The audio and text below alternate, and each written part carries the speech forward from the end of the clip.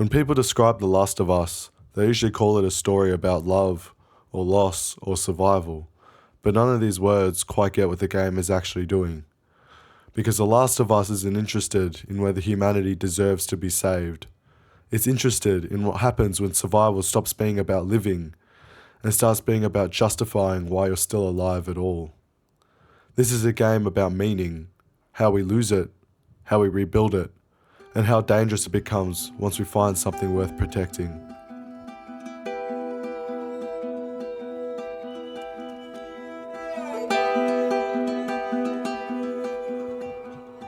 One of the most important things that The Last of Us does is reject the idea that the apocalypse is the story. The outbreak happens fast, the world ends almost immediately, and then the game skips 20 years. That jump is everything. By the time we actually play the game, survival isn't dramatic anymore, it's routine, it's a job. People aren't panicking, they're already lining up for rations. Violence isn't shocking, it's a norm. Death isn't tragic, it's procedure. Eyes forward. Alright, she's down.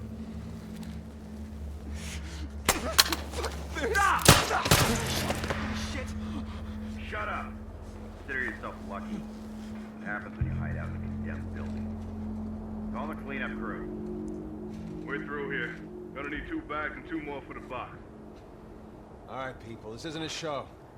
Keep moving along. Yes, sir. We'll stay. The game presents a world where meaning didn't disappear overnight. It slowly eroded, and what replaces it isn't hope or despair, it's habit. You see your IDs. There you go. What's your business here? Got the day off. Visiting a friend. All right, move on through. Thanks. Joel isn't emotionally closed off because he's strong. He's closed off because it's the only way he knows how to function. The game never portrays Joel as a hero for this, but it also doesn't frame him as a villain. Instead, it presents him as someone who has learned how to avoid feeling without actually healing. And the reason that avoidance works so well is because Joel's entire post-outbreak life is built around it. Joel becomes a smuggler, not because he's greedy or morally flexible, but because smuggling requires nothing from him emotionally. It's transactional, temporary, clean. You move goods from point A to point B. You don't stay, you don't build, you don't imagine a future where this matters. Smuggling lets Joel survive without committing to anything that could hurt him again. That's directly tied to how his daughter died. Sarah doesn't die because Joel makes a mistake. He dies because Joel trusts the structure of the world to protect her. He followed orders, he believed someone else had things under control, and that belief got her killed. So Joel learns the wrong lesson, but a deeply human one.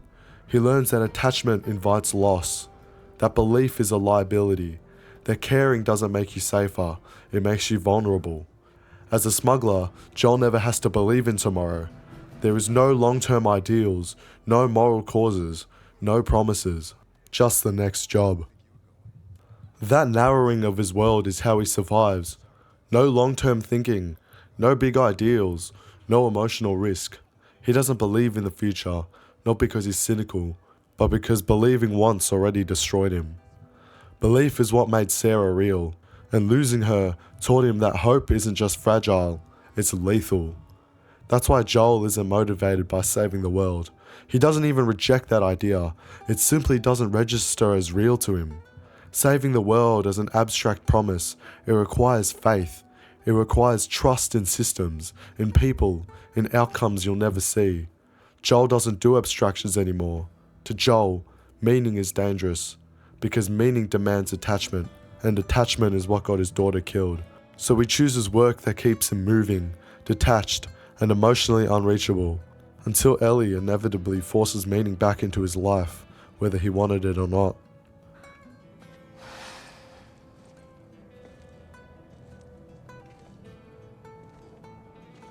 Your watch is broken.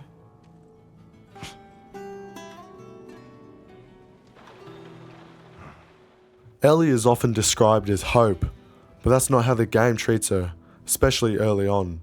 Ellie is disruptive, she talks too much, she asks too many questions that don't have answers, she laughs at things that shouldn't be funny.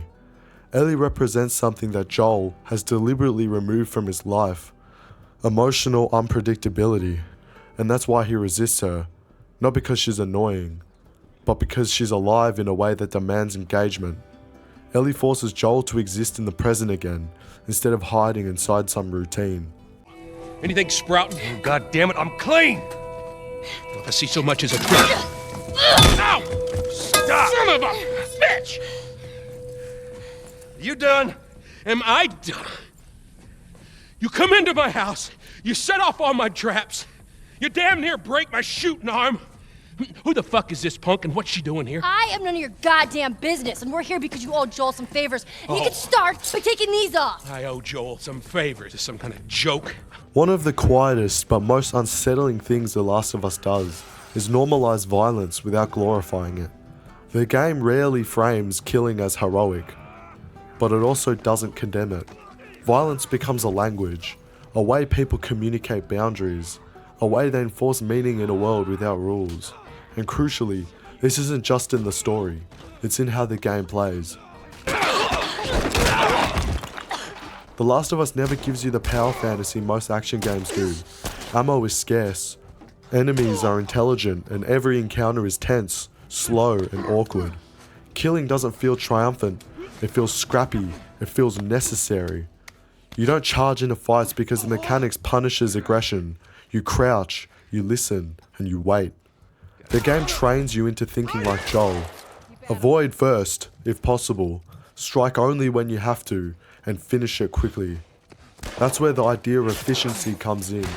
Joel doesn't become more violent over time. He becomes more precise. And the gameplay mirrors this evolution. Early on, your fights may be messy. You'll panic, you'll miss shots, and you might waste resources. As the game progresses, and as you upgrade your gear, you'll learn to end encounters faster, quieter, cleaner. A brick to stun, a shiv to finish, a single bullet instead of a spray. What's amazing is that the game rewards this clarity. There is no moral penalty for killing, no system that tracks good or bad behavior. No cutscene where the camera pulls back and scolds you. If violence works, it's validated. This turns morality into context rather than principle.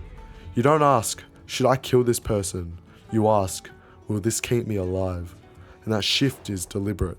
Even stealth, often framed as clean, or the ethical option in other games, isn't about mercy here, it's about control. Strangling an enemy from behind isn't heroic, it's intimate. Slow, uncomfortable. The game forces you to feel the weight of proximity, the breath, the struggle, without dramatizing it. Violence isn't cinematic, it's tactile, and over time, the player stops reacting emotionally to it, just like Joel. You begin to read spaces the way he does. Cover points, flanking routes, exits. Enemies stop feeling like characters and start feeling like obstacles. Not because the game tells you to dehumanize them, but survival requires it. This is what I mean when morality becomes contextual. The game doesn't remove your humanity, it erodes it through repetition. By the end, the most disturbing thing is how violent Joel really is. It's how natural it feels to act through him. The mechanics don't ask you to reflect, they ask you to function. And in doing so, The Last of Us doesn't show you Joel's worldview, it teaches it to you. Every meaningful relationship in The Last of Us carries the same message. Caring makes you vulnerable. Bill survives because he isolates himself, but he's empty. Henry loves his brother, and that eventually destroys him. Communities exist, but only by enforcing strict boundaries, sometimes violently. The game doesn't argue that connection is bad. It argues that connection has a cost, and that cost is unavoidable. Joel understands this better than anyone, and that's why he fights it so hard.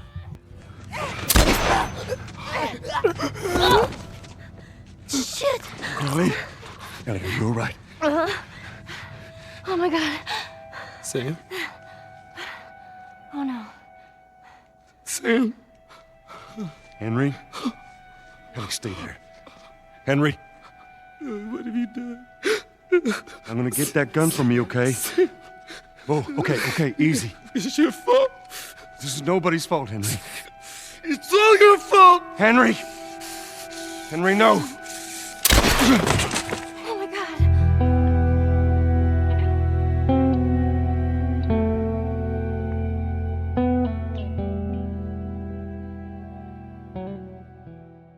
As Ellie grows, she begins to internalize something dangerous, that her survival has to mean something.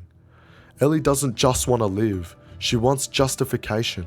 She sees the death around her and starts asking a question that the world can't answer. Why me? This is where the idea of a cure becomes so powerful, not scientifically, but psychologically. It offers Ellie relief from survivor's guilt.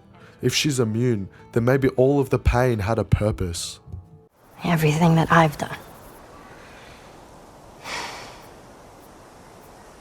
It can't be for nothing.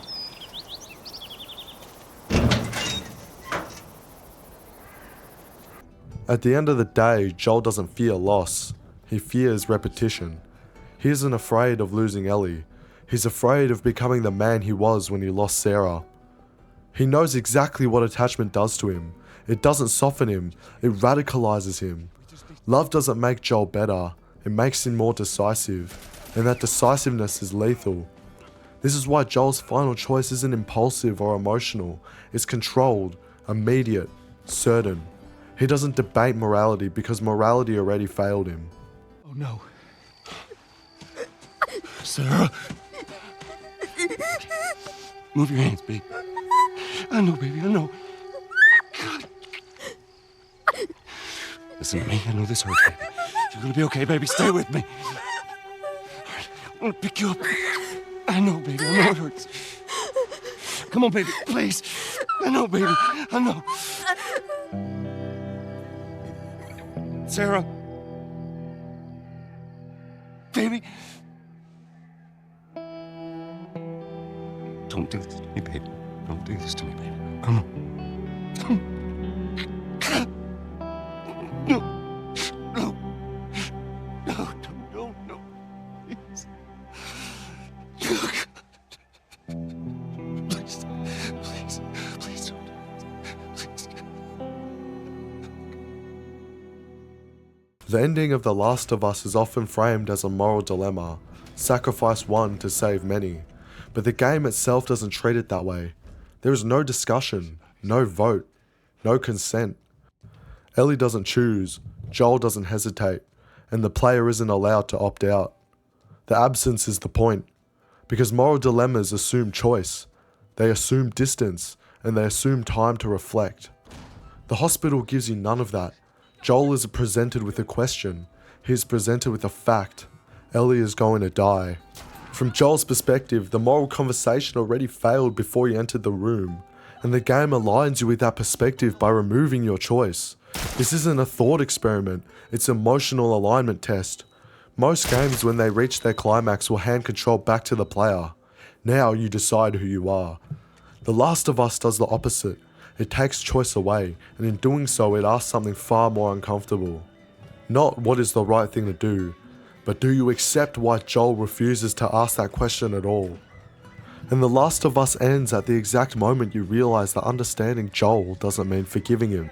It means recognizing the shape of his love, because Joel doesn't save Ellie to prove a moral point. He saves her because loving her has replaced every other form of meaning in his life. By the time they reach the hospital, Ellie is in a mission or a miracle. She's his daughter, not by blood, but by consequence. Every mile they traveled together rebuilt something Joel thought was permanently destroyed. Every quiet conversation, every shared joke, every moment of trust gave shape to a bond he never believed he would have again. And when the bond is threatened, Joel doesn't act like a hero or a villain. He acts like a parent. A parent who already knows what it feels to hold a dying child in his arms. A parent who has already learned that the world will ask you to accept loss in the name of necessity. Joel refuses to accept it a second time. His love doesn't widen his view of the world, it narrows it. There is no future worth imagining if Ellie isn't in it. No amount of humanity that outweighs the person standing right in front of him. This is why the ending doesn't argue with you. It doesn't ask you to weigh outcomes or tally lives saved. It asks you to sit with the terrifying truth that love, when stripped of community and structure, becomes absolute. Joel's love doesn't ask for permission. It doesn't look for consensus. It decides. And by forcing the player to carry out that decision, the game makes you feel the weight of loving someone that completely. You don't get distance. You don't get moral cover. You feel what it means to choose one person over everything else. And you know it. Look. You can still do the right thing here. She won't feel anything.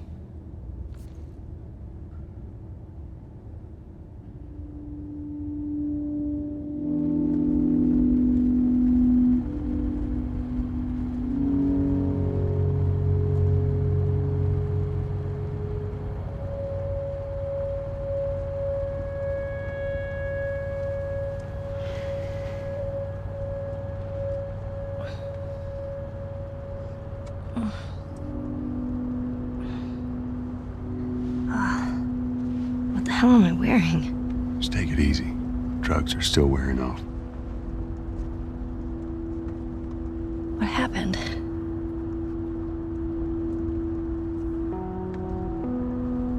We found the fireflies.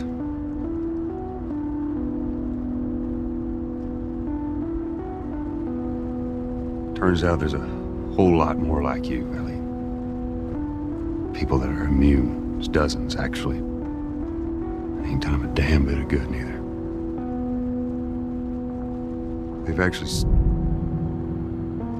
They've stopped looking for a cure.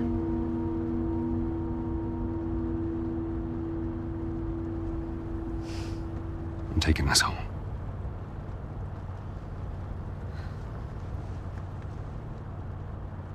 I'm sorry.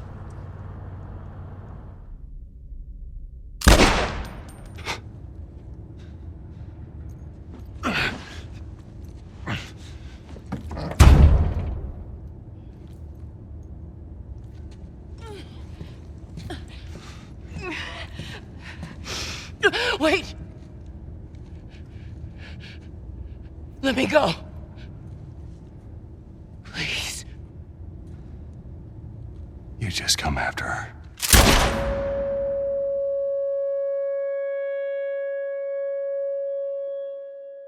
The final lie isn't about deception. It's about preservation. Joel lies because truth would shatter the fragile world he and Ellie have built together. Because even acknowledging what she might have been asked to give up would tear the wound open all over again. And Ellie, in that final moment, understands more than she says. Her okay isn't belief, it's acceptance. Acceptance that the man who saved her did so because losing her would destroy him. Acceptance that love sometimes arrives wrapped in silence instead of honesty. The game doesn't end with hope or despair, it ends with intimacy. Two people bound together by loss, by love, and by a choice that can never be undone. And that's why The Last of Us lingers. Not because it asks you what you would have done, but because it shows you what it means to love someone so deeply that the entire world becomes secondary. And once you see that clearly, you don't need the game to tell you whether Joel was right or wrong. You already understand him, and that understanding is the most unsettling thing of all. The Last of Us doesn't argue that Joel is right. It doesn't argue that he's wrong. It argues that in a world stripped of structure, meaning becomes personal and therefore dangerous.